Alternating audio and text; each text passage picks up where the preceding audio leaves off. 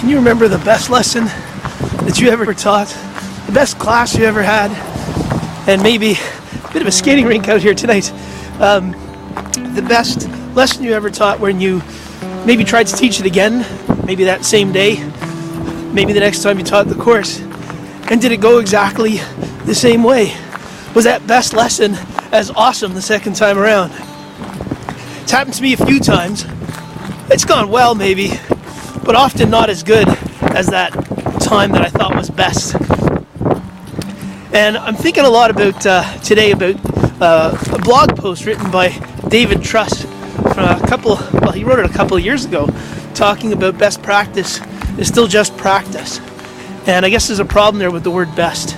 The notion of best practice, I guess, talks about how there is a best way to do something, which is kind of a big assumption, which is one of the observations Alec Kuros makes in the comments on that post.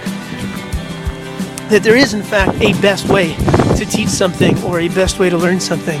And I think there's just so much diversity amongst people in the way we teach, the way we learn, that the whole notion of best practice, I think, is really anathema to good education. The people in front of us change all the time. We're changing all the time. It's a moving target. That's why a number of years ago I started using as a tagline a little infinity sign followed by a beta. My little play on always beta. So sometimes people think of something being in beta as being, it's not quite good enough yet, not quite there. But I think always beta is the best we could do in education, because it is so hard to figure it out. No one has quote unquote solved the problem of education. Dean Shareski shared a couple of comments on that post too. He said, when we talk about best practice, how we define our terms matters. And if we're talking about, the best way to do, to teach a particular thing, then maybe best isn't appropriate.